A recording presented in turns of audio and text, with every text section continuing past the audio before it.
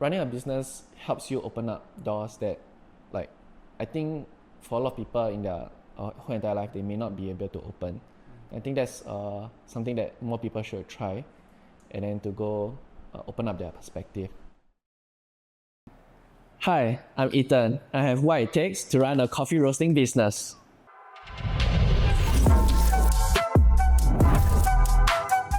Hi guys, welcome back to another episode of What It Takes, where we interview everyday Singaporeans who have what it takes to start something of their own. In today's episode, we have Ethan. Hi guys, I'm Ethan. Ethan, can you tell us more about yourself and what do you do? Okay, so I'm Ethan, the founder of Zero Coffee, and basically I mainly run a roastery business. So every journey of an entrepreneur is very different, right? Can you share with us how do you get started in this roastery business? So at least for Zero Coffee, I actually started back in 2021 during COVID. Nice. Yeah, so I think it all started more of a hobby, where I was like roasting coffee for myself.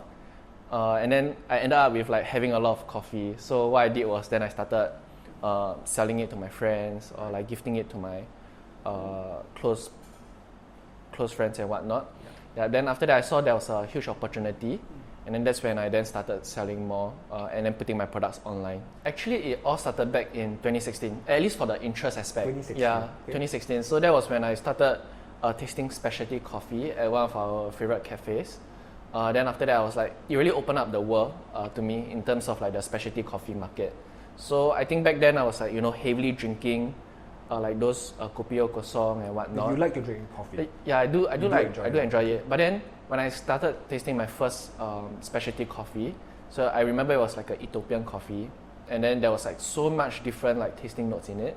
It was so different, and it was such a unique experience that I really opened my eyes to like what coffee can offer. Right. Yeah, so I think back then as a student in 2016, then that was when my interest sparked, and then after that, so it has always been in the back of the mind.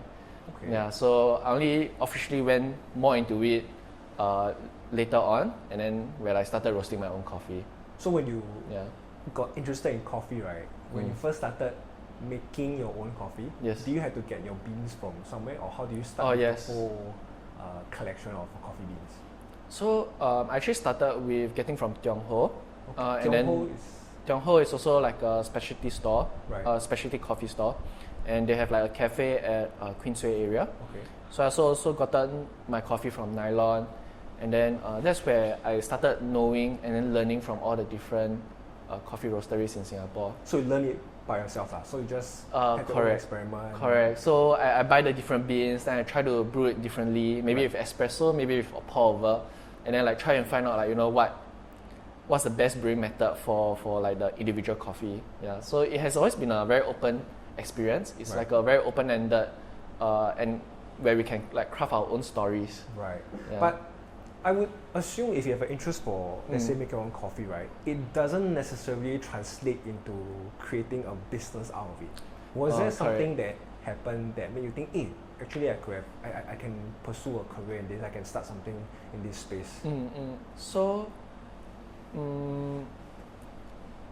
basically during COVID, what happened was that prices of coffee actually increased quite a bit. Yeah, so obviously, Kopi o kosong increased. Kopi o kosong increased, then the specialty coffee also increased. Then I just felt that we were paying so much for coffee beans, and then I mean, selfishly speaking, at least at that point in time, then I thought like, okay, maybe I could do it myself. Then after that, I started to like bring in my own beans and then roasting them by myself, and then I thought I could also do it myself. Yeah, so that was what actually kickstarted my venture into the business. Because the kopi o kosong. Yeah, because it was just too expensive. That's screw it, I will do it myself. Okay. But then, actually in hindsight now, I can kind of understand why. Because I think after setting up the business, it's really a tough market. Right. And then there's a lot of like operating expenses that people have to put in, which I didn't know. But then, kopi o kosong prices increasing ultimately forced me to start my own business. Then I realized, oh shucks, actually it's also not that easy. Yeah, definitely. I mean, did you go into this journey by yourself, or do you had like? Yeah, so initially I actually went into it myself. Right. So I think for like the first half year, I was just trying to run everything by myself, and then like running the ops, doing the packaging, selling the coffee online. But then I realized that it was very hard. And that was when I then onboarded my business partner, whom I met in army. Right. And then we started running it together. Yeah. When you first started the business, right? Yes. How was it like starting this? Because I'm sure when you want to start a roastery business, Correct. you have to firstly have the products. Correct. Which is the coffee beans. Yeah. So how do you choose your coffee beans? How do you source all these coffee beans? If you don't mind sharing. So to be very honest, because I was also very new to the coffee industry and like the technical aspect of it, so a lot of it was actually going in blind and with like a lot of experimentation. But I think as we gain some exposure, so before we were blindly sourcing, but then as we move on, then we realized that okay, there are grading systems that we can use. We could also like experiment with the coffee with the suppliers to see if like, let's say it's a coffee that we want to use, and then after that, ultimately, that's how we then determine like what's the creation of coffee that we want. Yeah. So just a few stuff to look at is like basically the grading, like the quality of the coffee that you want to bring in, and then ultimately like the taste and the profile and the quality of the coffee that you would then choose. So when you are looking at getting the right coffee beans, right? Yes. There's like a grading that you can see online. Correct.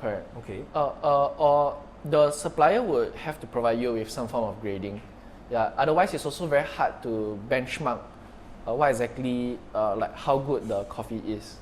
So for different countries, there's actually different form of grading systems. Correct. So you just need to say, okay, if let's say you're sourcing from Brazil, then what are some of the grades that you want to look at? Then if you're sourcing from Colombia, then it's another grading system. Is it like a grade A to E kind of system? Grade A is the best, grade A is the lowest. Yeah, so kind of thing. for example, in Ethiopia, it's like G2, G1. And then after that, for Brazil, it's like fine cup, good cup.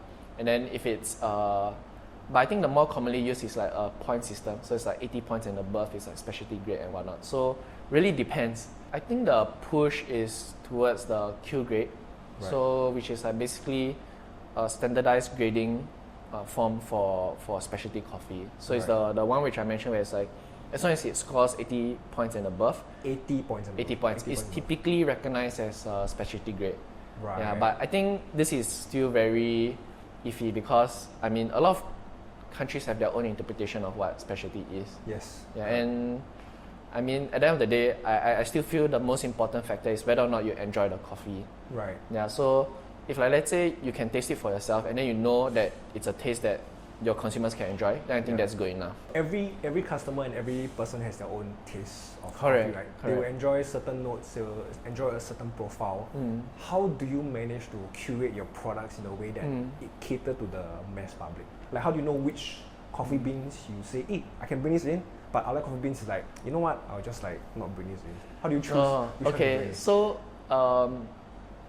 there are two very popular brew methods, mainly being espresso and filter. So within these two big umbrellas, then that's where we then curate the type of coffee that we want.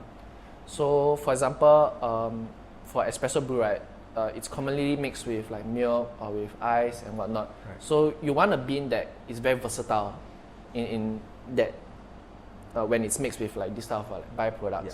So that's where we will then try to pick coffee that is a bit more nutty, chocolatey, you know, something that fruity one don't complement fruity, the espresso method, is it? Because fruity is a bit acidic, like those type of flavor notes are a bit more acidic. So it may sometimes cause like the milk to curdle also if let's say not mixed properly. So typically we don't really go for too fruity for espresso based drinks. But then so if like let's say we are looking for like a nutty or chocolatey bean, right? Then that's where we will then like come to realize that okay, maybe a Brazil bean works better, a Colombian bean works better, or like a Nicaragua bean works better. So when you bring in a coffee bean, right? Do you straight away think, okay, let's say now you want to bring a new coffee bean. Do you straight away think about whether you want this coffee bean to be made in an espresso method compared to a filter method? Then you choose the beans, or you already have in mind, you kind of know what's the next product you're going to bring in? So it really depends because there's a lot of factors that you can control and a lot of factors that affect the end product.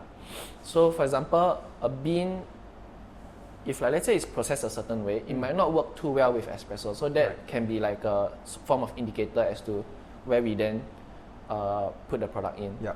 Then after that, how we roast it also affects like whether or not we roast it for like an espresso or filter. So there are also some factors that we can control. Then ultimately we also then look at our overall product portfolio, and then make sure that we also don't have too much of a certain taste or profile or region, to keep it at least a bit more diverse. So I think those are the factors that we'll consider to then decide, okay, whether or not this is a product that we will bring in. Okay. Tell me more about the cost considerations, right, when you want to start a business like this. Of course, when you started in COVID, I'm sure starting this is not very easy, and I don't think you have the space that you have here now when you started. Right. So when you first started, were there any cost considerations that you had to think of first before even stepping foot into this industry? Okay, so this is a very good question. At every stage of the business, right, there are very, very different cost considerations. So I think at a big picture, what we mainly look at is like our cost of goods sold and our profit and loss. Right. So I think that was your main consideration first. Correct. Right. So we just need to make sure that we're not running a huge loss when trying to run the business. And then we just need to be very sure as to like how much are we putting in to produce our goods. So if I really need to drive deeper, right, then I would say that you need to know how much your packaging costs are, how much your coffee beans cost are, how much your box costs are. So the one where you put the coffee beans in. Like when you buy from the supplier? No, like when you ship it out to your customers, or like the platform fees, the advertising fees. And basically now we have like rental, and then the electricity, and whatnot. So I think all of this you then have to kind of interpret it a certain way. But obviously, like at some points you don't need to consider about these costs, but at some point you do. So at the earlier stage, when you started, the earlier stage, so things like rental you didn't have to consider first. Your labor costs you also didn't need to consider. So it was just a one-man operation back then. Correct. Okay. So I think as the business evolved, then that's when there are actually more and more cost considerations. But then the type of cost considerations are also a lot more different. But I think at the end of the day, I think most people can agree is just to be very clear of like what's the cost of goods sold. Then that's where you then drive down. To deliver an end-to-end experience to your customer, what's the cost that you need to incur? Can you share with us more about the process of how you get the coffee beans from the supplier, or how you even source it first to the consumer hands? What is the whole process like? So we actually really enjoy this stage, or like this process. So basically, before every like quarter or half a year, we'll sit down with our supplier and then we'll look at what are some of the coffees that they may potentially bring in.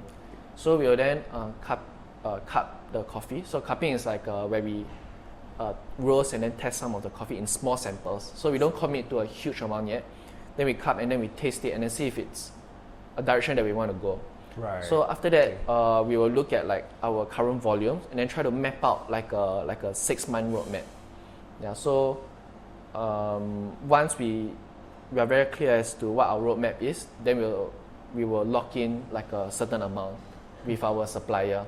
Do you go down to the suppliers? So they to actually do the cupping or like taste. Sometimes they come down to our place, or we also go down to their place.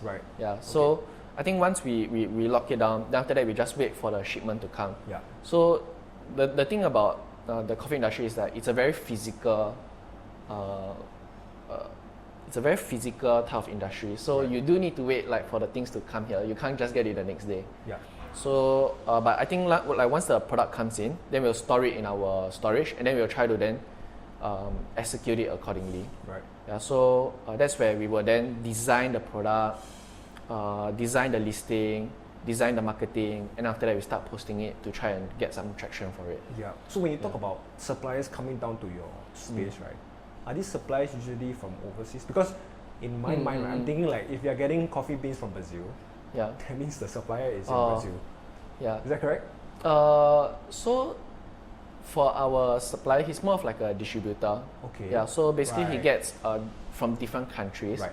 And then he will like have his own list of options, and then we just basically pick and choose from there. I want to understand the process of roasting the beans, right? I mean, you showed us some of your equipment here already, right? Usually when you get the coffee beans from your supplier, you know, what is the process like of roasting the beans? How long would it usually take for you to get the ideal profile of the coffee beans that you wanted? Can you take us through the process of Okay.